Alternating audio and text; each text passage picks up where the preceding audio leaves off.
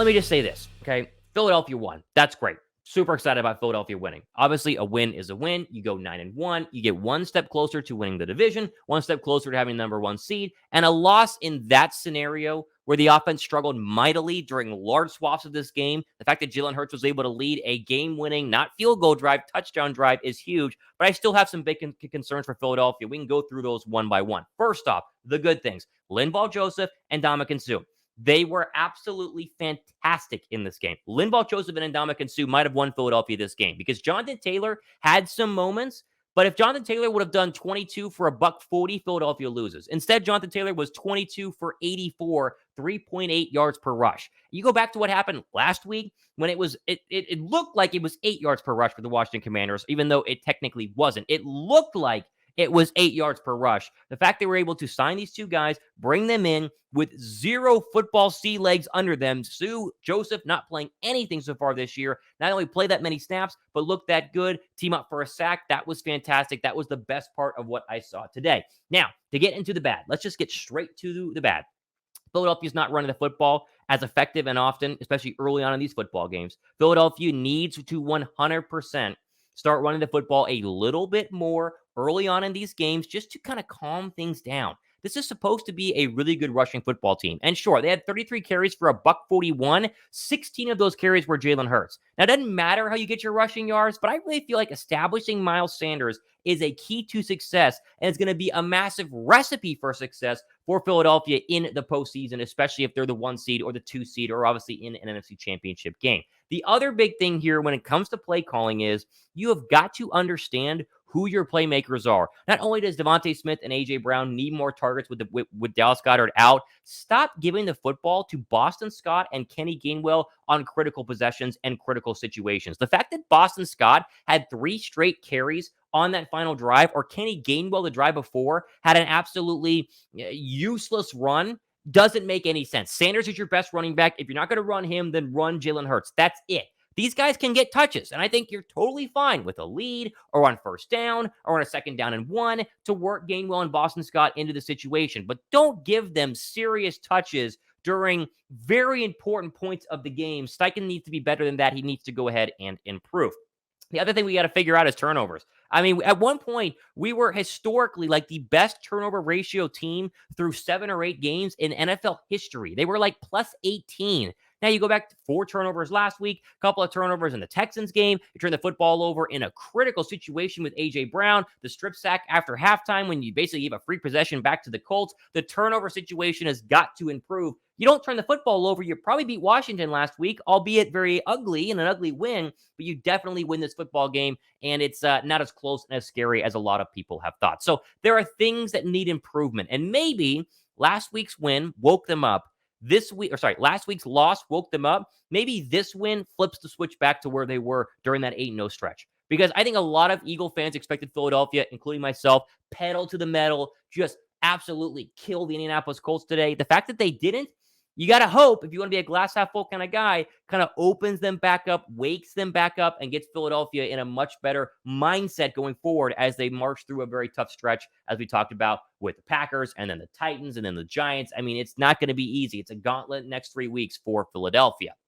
Okay, Billy with Super Chat here. Recipe for success. What does clicking look like? I think I just mentioned a lot of it. Clicking looks like running the football, which opens up those play actions. Philadelphia's offense is so darn scary when you don't know how we're going to hit you. When you're so scared of Hurts keeping it, or Hurts giving it to Miles Sanders, or Hurts faking to Miles Sanders and then hitting A.J. Brown across the middle. That is why we were 8-0. The defense is a big key and a big factor in that, but that is why we had been 8-0 and playing so well, because this offense would just gash people. This offense was going up and down. We had like 20 play drives for 10 minutes of the second quarter, scoring 20 points in the second quarter, 21 points in the second quarter. We've gotten away from that. And I don't know if defenses are figuring things out. A lot of national media people seem to think that that's the situation where you play Philadelphia a second time. You have enough film on Philadelphia. They're going to go ahead and struggle. I don't know what it is, but you got to get back to that situation, because when Philadelphia gets hot and they come out of the gates and it's 7-0 and then 10-0 and then 14-7 and then 21-7, then this defense, which is where Jonathan Gannon coaches to be, playing with a lead starts to really feast, and that's where they were able to get sacks, and that's where they were able to go ahead and get turnovers. For whatever reason, the offense has been slow to start, and then the defense, having to play from behind, is getting gashed in the run game. A little bit less today, thanks to the new signings. But again, getting gashed in the running game and getting very little pressure on opposing quarterbacks. Very little pressure on opposing quarterbacks. And it's been, that's why it's been so close. That's why it's been so rough. It's been a little bit scary. Things to watch this week, okay? I think the Sproles stuff we talked about on the show today, if you missed that, Darren Sproles did mention he wants to sign with Philadelphia. Do I think they're going to actually go sign him? Probably not. But do I think that they could use him? Yeah. Covey is useless. He's useless, guys. He's done nothing for Philadelphia from a punt return situation. And it's not like he has had some flashes, but hasn't been great the entire time. No. Covey's been bad the entire year. And whether you want to, figure, swap in Boston Scott, swap in Quez Watkins, sign Darren Sproles, I don't care. You need a change. They need a change. And I know that Darren Sproles is like 70 years old. They need someone to return kicks to give them some sort of life, because Covey has been useless this entire season, and I was really high on him going into this year. The other thing to watch for this week is OBJ. We're on OBJ watch. Now, maybe not for Philadelphia, but the report said earlier today that he will be meeting with the Dallas Cowboys and the New York Giants at the end of this week, or I have to say after this, what's the word I'm blanking right now? After today's games, right? After today, probably tomorrow, he's going to meet with the Dallas Cowboys and meet with the Giants. And let's be real. Would he rather have Dak throwing him the football or Daniel Jones throwing him the football? I think it's going to be the Dallas Cowboys. So don't be shocked if he signs with the Cowboys. Don't panic, because I don't know how big of an impact he's going to have early on. And if Minnesota wins today, they're 6-4, and that's, you're really getting pushed back there. But don't be surprised if the Dallas Cowboys sign OBJ this week. Now, if I was Philadelphia, I'd sign him strictly due to the fact that I don't want him to be a Giant or a Cowboy. Like, straight up, that's the only reason why I would sign him. The receivers are fine. You don't need OBJ right now. Watkins has looked good the past couple of weeks. You take that fumble away last week. You take today after the start of the third quarter when it was supposed to be, wide open Quez Watkins for a touchdown. He's definitely starting to figure things out. And so I get the idea that you want to, sign OBJ to possibly replace Quez Watkins. Watkins is playing good football right now. But I would sign OBJ strictly due to the fact that I don't want him to be a Cowboy, and I do not want him to be a New York Giant, because there are still threats, despite the fact the Giants offense looked anemic today against the Detroit Lions defense. Here's Dallas's next couple of weeks, just in case you're curious. Giants, Cowboys next week. You are going to be rooting for the Giants in that one. Trust me. It's Giant fans next week, guys. I know it's ridiculous. Big Giant fans. Then they get the Colts. Maybe the Colts have started to kind of figure things out a little bit more here. That's fine. Then they get 2 easy games and then kind of a gauntlet their final 3 weeks, right? So the Cowboys have a tough schedule, but Philadelphia also has a tough schedule, as we have shown you, where they play a lot of really good running football teams the rest of the week or the rest of the year. Obviously, Aaron Jones, Derrick Henry, Saquon Barkley. This is really Justin Fields. We can make the case for David Montgomery. Then you play Pollard and Zeke. Then you play Kamara. Then you play Saquon Barkley again.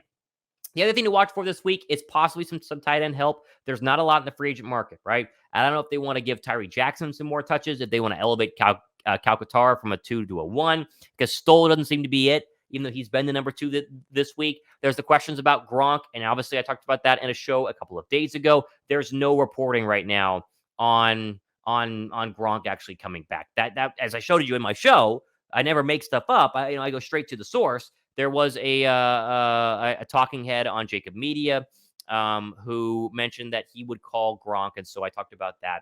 Does not mean they're going to call Gronk. They're not going to call Gronk, and I'd be shocked if Gronkowski was going to come back. If Gronk's going to come back, it's to stay in Tampa, right? It's to stay in Tampa and be with Tom and go for one final playoff run if the Bucs start figuring things out and getting things going. So don't expect Gronk to sign this week. If they sign anybody, it would be some form of kick returner, which would be probably Sproles, but I don't see it happening. So obviously, if they do, we'll cover it here on the Thomas Mott Show. So obviously, stay tuned for that one.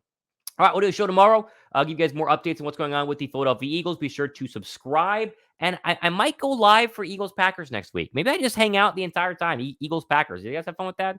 I think we'd have fun with that. So I appreciate you guys. As always, make sure to give this show a thumbs up and subscribe. Plenty more content coming up next couple of days and weeks. A win is a win, right? As that TikTok goes, man, a win is a win. And I know I like to rip the Eagles, especially when they lose, but the fact they were able to come from behind, credit Jalen Hurts, credit Nick Sirianni, and this defensive line for playing much, much better on the interior side. Maybe the game ball goes to Howie Roseman, because if Jonathan Taylor would have balled out, it would have been a much different situation. All right, that's it here on this postgame show. Thomas Mott. See you guys. See you guys in the next one.